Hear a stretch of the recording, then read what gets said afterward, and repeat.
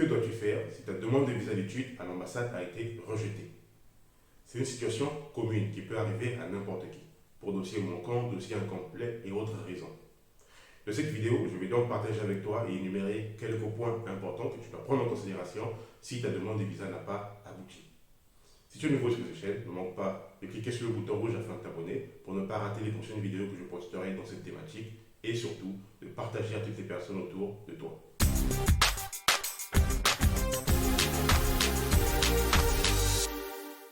Avoir un refus de visa, c'est difficile. Mais il faut savoir aussi que ce n'est pas une fin en soi.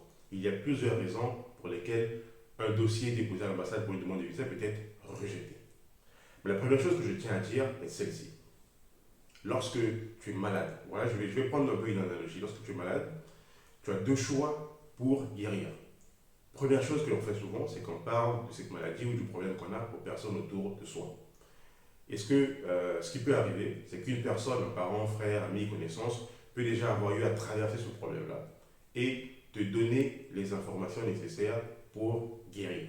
Que ce soit médicaments, traitements, choses à nutrition et autres. Et dans la majorité des cas, ça marche. Mais il se peut que ton problème ne soit pas résolu. Et à ce moment-là, qu'est-ce que tu vas faire? Tu vas faire appel à un professionnel de la santé, tu vas aller à l'hôpital et voir un docteur. Cette même analogie s'applique aussi dans tous les cas. Je prends un autre cas de la plomberie. Si tu as un problème d'eau chez toi à la maison, tu as un problème de plomberie, tu peux résoudre ce problème-là tout seul.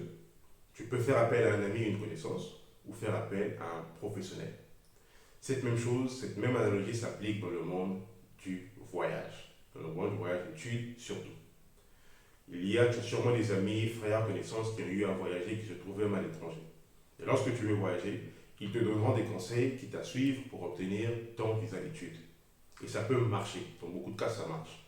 Mais c'est dans les moments où ça ne marche pas qu'on se rend compte qu'on a perdu en temps et en argent et en d'autres ressources aussi. Et à ce moment-là, on fait appel à des professionnels de la santé, à une agence de voyage. Ça m'est arrivé de recevoir plusieurs personnes qui ont eu à me contacter, refusé de payer les frais, se sont dit que c'est trop cher. Ils ont préféré faire leur demande eux-mêmes. Et après avoir eu des refus de visa, à ce moment-là, ils me contactent pour que je puisse les aider à nouveau. Ce n'est pas une mauvaise chose de contacter une agence à ce moment-là, mais ça aurait été mieux de contacter dès le départ. Ça vous aurait fait gagner en temps, en ressources et surtout en argent. Parce que là, il faut dépenser deux fois. Quelquefois, on dit le moins cher est cher. Revenons donc à la demande du visa rejeté. Premièrement, ce n'est pas une fin en soi. Ce n'est pas la fin du monde. Il faut reconnaître les raisons qui ont poussé l'ambassade à rejeter le dossier. Et généralement, elles sont énumérées sur un document où on te dira si c'est pour une preuve financière insuffisante, si c'est un problème d'inscription, s'ils ne sont pas convaincus que tu iras pour les études. Il y a des points qui sont énumérés. Et donc, ce qu'il faut faire, c'est déjà de ne pas se tirer une balle dessus, de se dire que c'est une fin en soi, et aux deux, de bien lire le document afin de reconnaître les points qui ont été énumérés pour pouvoir faire une nouvelle demande et améliorer ce dossier-là. Et comme j'ai dit, il y a plusieurs raisons. Un dossier qui peut être remonté pour une prochaine session d'une façon meilleure obtiendra son visa. Il y a une chose que j'entends parfois de la bouche de certains étudiants, c'est qu'ils disent que, ah ben voilà, dans cette ambassade, ça fait à peu près 6 mois, une année que l'ambassade n'octroie pas de visa. C'est faux. C'est faux. Pourquoi? Parce que l'ambassade octroie toujours des visas si le dossier est complet. Si sur une année, personne ne vient avec un dossier complet, l'ambassade ne donnera pas de visa parce qu'il y a 100 personnes qui sont passées. Et il n'y a pas de quota à se dire que sur 100 personnes, l'ambassade va faire voyager 20, 30, 50 ou 80. Non. C'est par dossier complet. Sinon, l'ambassade ne serait déjà pas installée dans ce pays, ou encore, il n'y aurait pas eu de relations bilatérales entre ces deux pays. Si elles sont là sur place, c'est parce qu'il y a de très bonnes relations et c'est parce qu'il y a aussi ce côté consulaire pour permettre aux gens de voyager pour le tourisme, pour les études, le business, maladie et autres raisons pour lesquelles l'ambassade octroie des visas. Donc c'est faux de penser que sur une année, s'il y a des dossiers complets, que tu vas manquer ton visa. Non. Il y a une chose qui se passe avec les ambassades, c'est que lorsque tu déposes ton dossier, il est déjà considéré comme rejeté. Il faut à présent que tous les documents soient complets. Ils doivent être convaincus que tu pars pour la raison dans laquelle tu fais ta demande et à ce moment-là, tu obtiendras ton visa.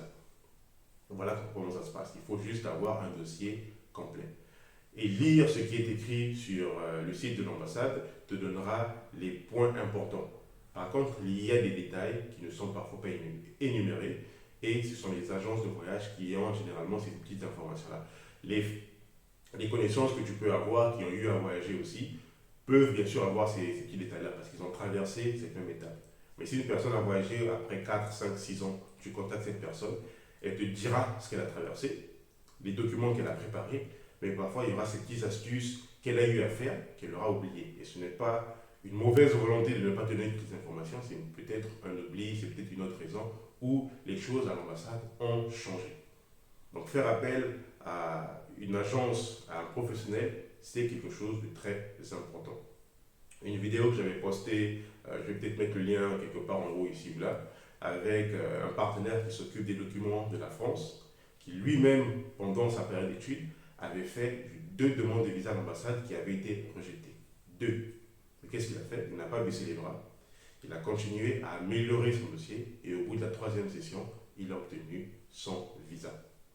Tu peux regarder cette vidéo si tu es intéressé à poursuivre tes études en France.